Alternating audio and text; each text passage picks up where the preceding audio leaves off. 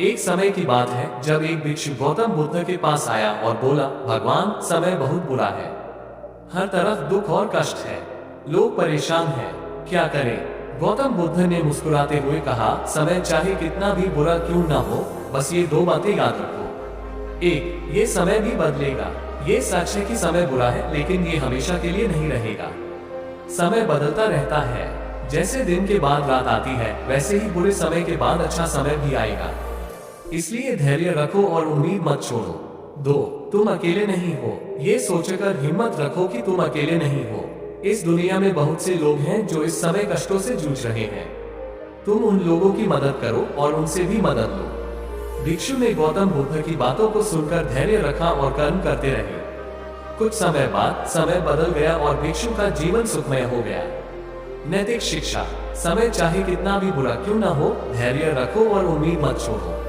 तुम अकेले नहीं हो। इस दुनिया में बहुत से लोग हैं जो इस समय कष्टों से जूझ रहे हैं। दूसरों की मदद करो और उनसे भी मदद लो। ये कहानी हमें सिखाती है कि जीवन में अच्छे और बुरे समय आते रहते हैं। बुरे समय में धैर्य रखना और उम्मीद न छोड़ना महत्वपूर्ण है। दूसरों की मदद करने से हमें भी मदद मिलती है। ये कहानी गौतम बुद्ध की शिक्षाओं का एक साथ प्रस्तुत करती है। ये कहानी हमें सिखाती है कि हमें जीवन में आने वाले कष्टों से डरना नहीं चाहिए, बल्कि हमें धैर्य रखना चाहिए और कर्म करते रहना चाहिए।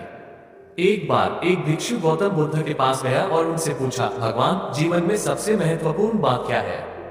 बुद्ध ने उत्तर दिया, दो बातें हैं जो तुम्हें हमेशा याद रखनी चाहिए, चाहे समय कितना भी बुरा क्यों ना हो।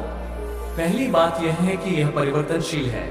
दूसरी बात यह है कि तुम इसके नियंत्रण में हो। भिक्षु ने कहा, भगवान, मैं पहली बात समझता हूँ, सब कुछ बदलता रहता है, लेकिन मैं दूसरी बात कैसे समझ सकता हूँ? मैं अपनी परिस्थितियों को कैसे नियंत्रित कर सकता हूँ? बुद्ध ने कहा, तुम अपनी परिस्थितियों को सीधे तौर पर नियंत्रित नहीं कर सकते, लेकिन तुम अपनी प्रतिक्रिया को नियंत्रित कर सकते हो। तुम चुन सकते हो कि तुम क्या सोचोगे, क्या महसूस करोगे और क्या करोगे। तुम्हारे विचार, भावनाएं और कर्म तुम्हारे जीवन का निर्माण करते हैं। यदि तुम नकारात्मक विचारों और भावनाओं में फंस जाते हो, तो तुम अपने जीवन को और अधिक कठिन बना दोगे। लेकिन यदि तुम सकारात्मक विचारों और भावनाओं पर ध्यान केंद्रित करते हो, तो तुम अपने जीवन को बेहतर बना सकते हो। भिक्षु ने कहा, भगवान, ये बहुत समझ में आता है। मैं अपने विचारों, भावनाओं और कर्मों पर ध्यान केंद्रित करने का प्रयास करूंगा। बुद्ध ने कहा, यही सबसे महत्वपूर्ण बात है। यदि तुम ये कर सकते हो, तो तुम जीवन में सफल हो जाओगे, चाहे समय कितना भी बुरा क्यों ना हो। ये कहानी हमें सिखाती है कि जीवन में हमेशा उतार चढ़ाव आते रहते हैं।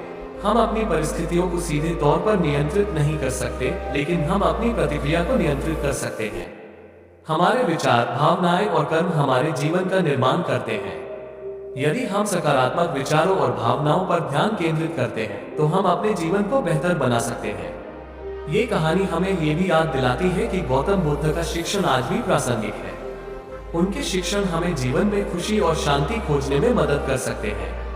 नमस्कार, आज मैं आपको गौतम बुद्ध की एक प्रेरक कहानी सुनाऊंगा जो आपको समय कितना भी बुरा क्यों न हो, सकारात्मक रहने के लिए प्रेरित करेगी। कहानी। एक बार गौतम बुद्ध एक भिक्षु के साथ यात्रा कर रहे थे। रास्ते में उन्हें एक बहुत ही गरीब और दुखी व्यक्ति मिला। भिक्षु ने उस व्यक्ति से पूछा, तुम्हें इतना दुख क्यों है? व्यक्ति ने कहा, मेरे पास खाने के लिए भोजन नहीं है, मेरे पास रहने के लिए जगह नहीं है और मेरे पास पहनने के लिए कपड़े नहीं है। मैं बहुत दुखी हूँ। भिक्षु ने कहा, तुम्हें चिंता करने की कोई आवश्यकता नहीं है, भगवान बुद्ध तुम्हारी मदद करेंगे। फिर भिक्षु ने बुद्ध से पूछा, भगवान, इस व्यक्ति को इतना दुख क्यों है? बुद्ध ने कहा, ये व्यक्ति केवल अपने दुख पर ध्यान केंद्रित कर रहा है। यदि वह अपने जीवन में सकारात्मक चीजों पर ध्यान केंद्रित करेगा, तो वह खुश होगा। सीख। इस कहानी से हमें ये सीख मिलती है कि समय कितना भी बुरा क्यों न हो, हमें हमेशा सकारात्मक रहना चाहिए। हमें अपने जीवन में सकारात्मक चीजों पर ध्यान केंद्रित करना चाहिए, जैसे कि हमारे परिवार और दोस्तों का प्यार, हमारे पास जो कुछ भी है उसके लिए कृतज्ञता और दूसरों की मदद करने का अवसर। गौतम बुद्ध की दो बातें। अतीत को जाने दो। अतीत में हुई गलतियों या बुरी घटनाओं पर ध्यान केंद्रित करने से कोई फायदा नहीं होगा। हमें उनसे सीख लेनी चाहिए और आगे बढ़ना चाहिए। वर्तमान में जियो। वर्तमान क्षण ही वास्तविक है। हमें इसका आनंद लेना चाहिए और इसका अधिकतम लाभ उठाना चाहिए। 2024 में सकारात्मक रहने के लिए कृतज्ञता का अभ्यास करें। अपने जीवन में उन सभी चीजों के लिए कृतज्ञता व्यक्त करें जो आपके पास है।